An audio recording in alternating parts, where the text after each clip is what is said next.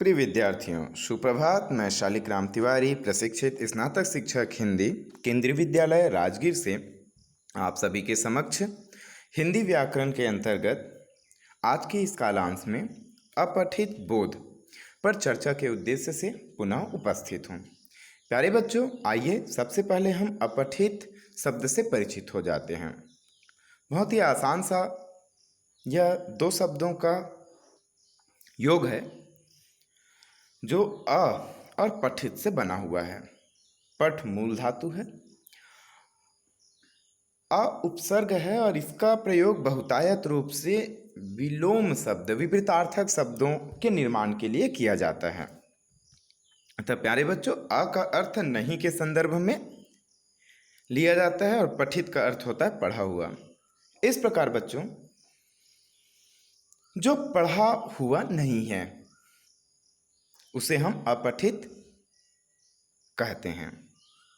अतः गद्य एवं पद्य का वह हिस्सा जिसे पहले नहीं पढ़ा गया हो या कम से कम आपके निर्धारित पाठ्यक्रम में, परीक्षा के उद्देश्य से यदि बात करें तो आपके निर्धारित पाठ्यक्रम में आपने उसका अध्ययन नहीं किया है, अतः ऐसे अंश अपठित कहलाते हैं। यह अन्य पुस्तक या भाषा खंड से लिया जा सकता है। प्यारे बच्चों, यह कला, विज्ञान, राजनीति, साहित्य, अर्थशास्त्र, विभिन्न पत्र पत्रिकाओं, समाचार पत्र, लेख आदि के अंश भी हो सकते हैं। इनसे संबंधित प्रश्न पूछे जाने का मुख्य उद्देश्य बच्चों के मानसिक विकास, उनकी मौखिक अभिव्यक्ति, भाव अभिव्यक्ति क्षमता का विकास करना ही होता है। इनसे उनमें सामान्य ज्ञान की भी अभिवृद्धि होती है और साथ ही साथ छात्रों की जो व्यक्तिगत योग्यता है और स्वयं को अभिव्यक्त करने की जो क्षमता है उसका भी विकास होता है। प्यारे बच्चों, आइए हम इस कालांश में अपठित गद्यांश को उनके उदाहरण और कुछ अभ्यास के साथ समझने का प्रयास करते हैं। इसके बाद के कालांश में हम अपठित पद्यांश, उसके उदाहरण और अभ्यास को समझने का प्रयास करेंगे। तो प्यारे बच्चों, हम समझते हैं पहले अपठित गद्यांश। अपठित शब्द से आप पहले ही परिचित हो चुके हैं, जो आपके पाठ्यक्रम से जुड़ा हुआ ना हो और ना ही उसे आपने अपने पाठ्यक्रम में पढ़ा हो, जो आपको कभी अचानक पढ़ने को मिलता है। इसमें गद्यांश से जुड़े विभिन्न प्रश्नों के उत्तर देने को कहा जाता है और इस प्रकार इस विषय में यह अपेक्षा की जाती है कि पाठक द्वारा दिए गए गद्यांश को ध्यानपूर्वक पढ़कर उससे संबंधित प्रश्नों के उत्तर पाठक देने में सक्षम हो और उसी अनुच्छेद के अनुरूप संक्षिप्त रूप से या प्रश्न को संतुष्ट करते हुए अपनी भाषा शैली में उत्तर दें। अपठित गद्यांश के द्वारा पाठक की, पढ़ने वालों की, या जो अपठित गद्यांश को हल कर रहे हैं उनकी व्यक्तिगत योग्यता और अभिव्यक्ति का आकलन भी इससे किया जा सकता है।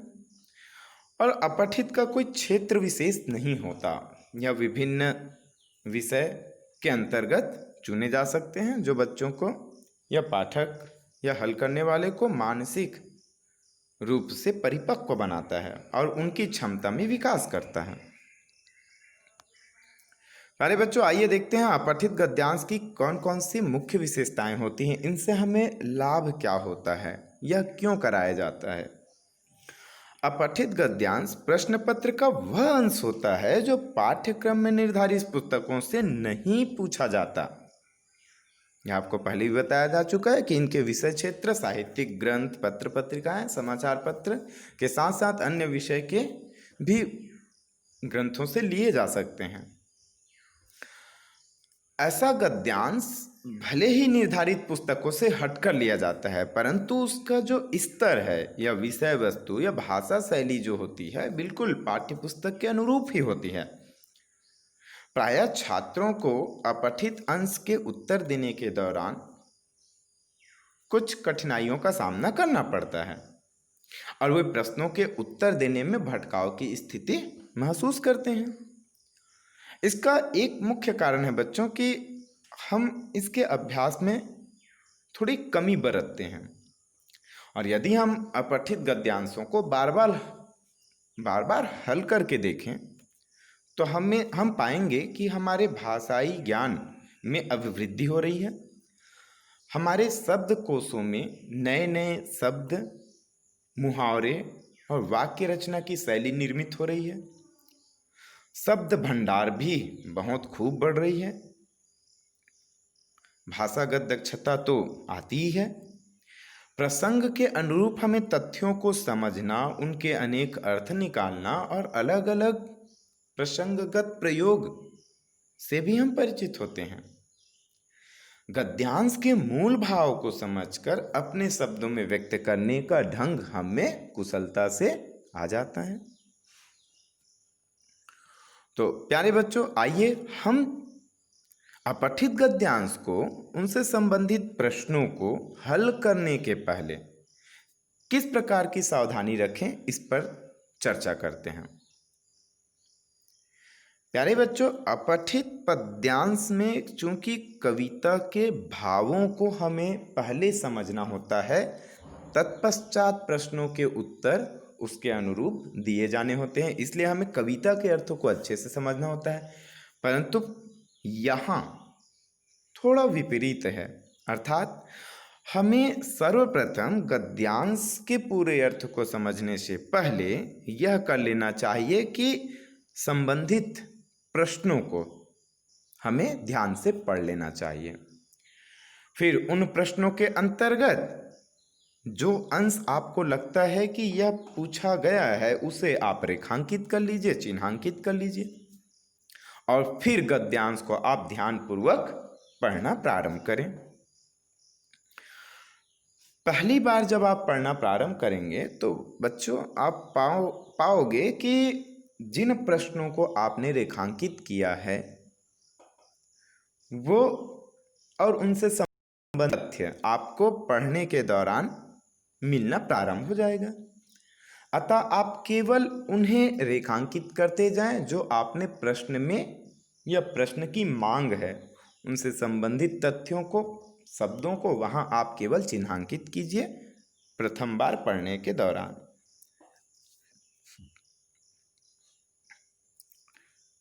फिर बच्चों, जैसे आता है कि प्रश्न विभिन्न प्रकार के होते हैं।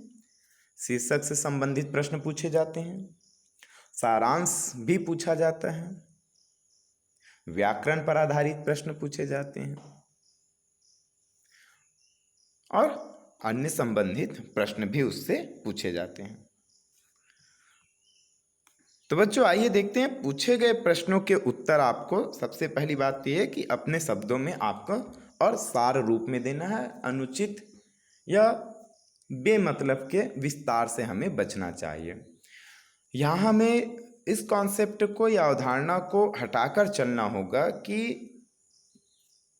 2 नंबर के लिए यदि प्रश्न पूछा गया तो हमें 30 शब्दों की सीमा का ही पालन करना है। इससे आपको थोड़ा बचना है। यदि आप वहां तक पहुंच भी रहे हैं तो आपकी जो शैली है ऐसी होनी चाहिए कि पहले आप पूछे गए प्रश्न, उसकी मांग की पूर्ति कीजिए, उसके बाद उसके सहायक उत्तर के रूप में 1 या 2 वाक्य ज़्यादा से ज़्यादा उसके समर्थन में आप दे सकते हैं, जो आपके विचार पर निर्भर करते हैं। ना कि गद्यांश में उस उत्तर के आगे के या पहले के वाक्य को लिखना उचित नहीं होता। अतः बच्चों, हम देखते हैं कि शीर्षक से संबंधित प्रश्न पूछे जाने पर हमें क्या ध्यान रखना चाहिए। तो ऐसे समय में गद्यांश के केंद्रीय भाव को हमें अच्छी तरह से समझना चाहिए और इसे समझने के लिए सारांश और केंद्रीय भाव इसके अंतर्गत निकलकर आ जाते हैं। अतः हमें 2 से 3 बार, यदि एक बार में समझ ना आए तो 2-3 बार पढ़कर उसके केंद्रीय भाव को समझने का प्रयास करना चाहिए, जिससे आपका सारांश भी और शीर्षक दोनों प्रकार के प्रश्न इससे हल हो जाएंगे, उसका समाधान आप प्राप्त कर लेंगे। और शीर्षक ऐसा होना चाहिए बच्चों कि पूरे अनुच्छेद को कवर करे, उसके अंतर्गत उस एक शब्द या 2-3 शब्द की सीमा होती है। शीर्षक बहुत बड़ा नहीं होना चाहिए, कुछ ही शब्द में 2-3-5 ज़्यादा से ज़्यादा, इतने में ही हमें उस अनुच्छेद के पूरे भाव को स्पष्ट करने योग्य शब्दों का चयन करना चाहिए। फिर बच्चों सारांश संबंधित प्रश्न आता है, जिसमें आप देखते हैं कहा जाता है कि अनुच्छेद का 1/3 हिस्सा होना चाहिए सारांश। तो कई भ्रांतियां ऐसी होती है कि बच्चे इसके जवाब में प्रारंभिक पंक्ति, मध्य की पंक्ति और अंतिम पंक्ति इसको मिलाकर 1/3 अर्थात 33% बना लेते हैं। परंतु बच्चों इसका ऐसा अर्थ या तात्पर्य जरा भी नहीं है। सारांश देने का अर्थ है कि आपने उस अनुच्छेद से क्या समझा। सारांश तो कम से कम आपको अपने शब्दों में दिया जाना चाहिए, या उनके कुछ वाक्यों को आप चुनिए जरूर, बाकी अपने शब्दों में उसका वर्णन कीजिए, या पर्यायवाची शब्दों के माध्यम से उनके शब्दों को आप नया रूप दे सकते हैं। तो आप एक कुशल सारांश लेख कर सकते हैं। सारांश में बच्चों प्रमुख बातों को ही शामिल करना चाहिए और इसका फैलाव बहुत अधिक नहीं होना चाहिए। और जब आप उत्तर दे रहे हैं तो सारांश में मुख्य रूप से अन्य पुरुष की शैली में आपको उत्तर दिया जाना चाहिए। तो आइए बच्चों हम सभी प्रयास करते हैं एक अपठित गद्यांश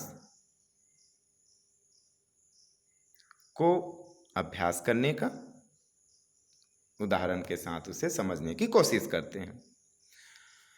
आपके सामने एक अपठित गद्यांश दिया हुआ है जिसे हम ध्यान से समझते हैं। पहले हमने कहा कि पहले प्रश्न को हम गद्यांश में देख लेते हैं, प्रश्न की मांग क्या है।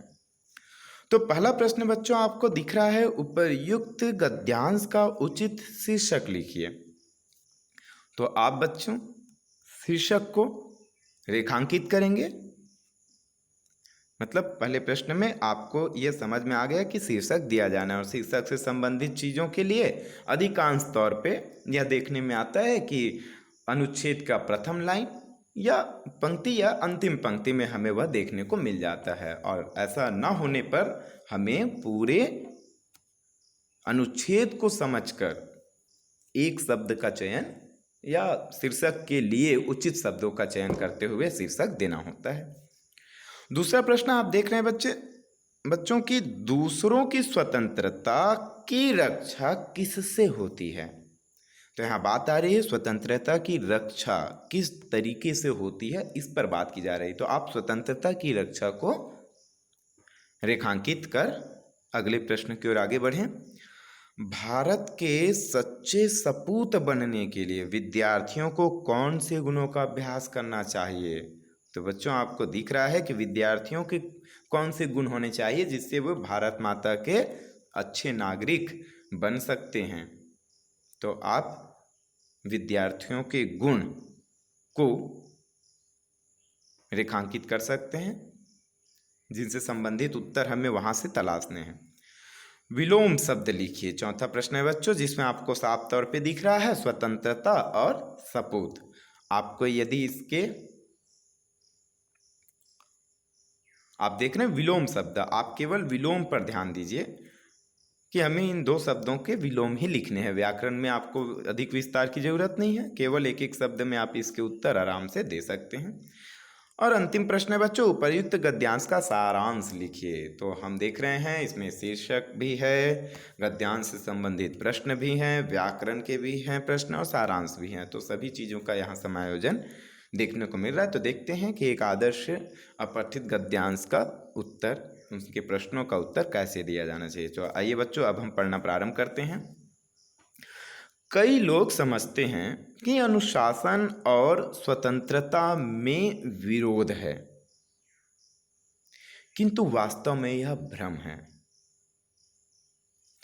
अनुशासन के द्वारा स्वतंत्रता छीन नहीं जाती, बल्कि दूसरों की स्वतंत्रता की रक्षा होती है।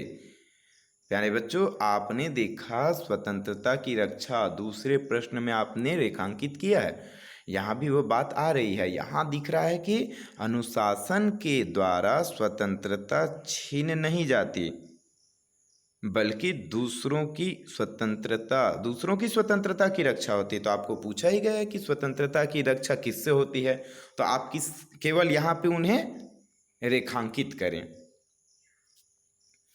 फिर बच्चों आगे देखते हैं, सड़क पर चलने के लिए हम लोग स्वतंत्र हैं, हमें बाईं तरफ से चलना चाहिए, यह नियम दिख रहा है आपको। किंतु चाहें तो हम बीच में भी चल सकते हैं, यदि हम चाहें तो बीच में भी चल सकते हैं, पर इससे हम अपने ही प्राण संकट में डालते हैं, दूसरों की स्वतंत्रता भी छीनते हैं। विद्यार्थी भारत के भावी निर्माता हैं, उन्हें अनुशासन के गुणों का अभ्यास अभी से करना चाहिए। प्यारे बच्चों, आपने देखा कि आपका तीसरा प्रश्न था, भारत के सच्चे सपूत अच्छे नागरिक बनने के लिए विद्यार्थियों में कौन से गुण के अभ्यास होने आवश्यक हैं। तो यहाँ दिख रहा है कि अनुशासन के गुणों का अभ्यास होना चाहिए, जिससे वे भारत के सच्चे सपूत कहला सकें। प्यारे बच्चों, आप सभी ने बिल्कुल स्पष्ट रूप से यह समझ लिया होगा कि स्वतंत्रता और अनुशासन दो ऐसी चीज़ें हैं जो दूसरों के अधिकार का हनन ना करे, तभी तक वह उचित माना जाता है, सही माना जाता है, वरना हम अपने ही प्राण संकट में डालेंगे ही और दूसरों का भी। तो बच्चों, आप सभी स्पष्ट रूप से देख रहे हैं, आपका पहला प्रश्न उचित शीर्षक से संबंधित था, तो इसमें पहली ही पंक्ति में निकल कर आ रहा है अनुशासन और स्वतंत्रता। इस प्रकार से आप इसका शीर्षक चयन कर सकते हैं। फिर बच्चों दूसरा जो प्रश्न था, दूसरों की स्वतंत्रता की रक्षा किससे होती है। तो प्यारे बच्चों, अब आपको मुख्य रूप से ध्यान में यह रखना है कि हमें अधिकांश भ्रम यह होता है कि इससे संबंधित स्वतंत्रता की रक्षा, यह शब्द हमने यहाँ रेखांकित किया, फिर स्वतंत्रता की रक्षा ऊपर हमने रेखांकित तो किया। अब अधिकांश बच्चे करते क्या हैं कि वहाँ अब एक वाक्य आपको दिख रहा है, अनुशासन के द्वारा स्वतंत्रता छीन नहीं जाती, बल्कि दूसरों की स्वतंत्रता की रक्षा होती है। यह ज्यों का त्यों आप उत्तर के रूप में प्रयोग करते हो, जो कि बिल्कुल गलत तरीका होता है। तो बच्चों, आपको करना क्या होता है, यहाँ जो प्रश्न पूछा गया उस ढंग से आपको उत्तर को लिखना प्रारंभ करना चाहिए। प्रश्न है, दूसरों की स्वतंत्रता की रक्षा किससे होती है। तो यहाँ आप लिखिए कि दूसरों की स्वतंत्रता की रक्षा अनुशासन से होती है।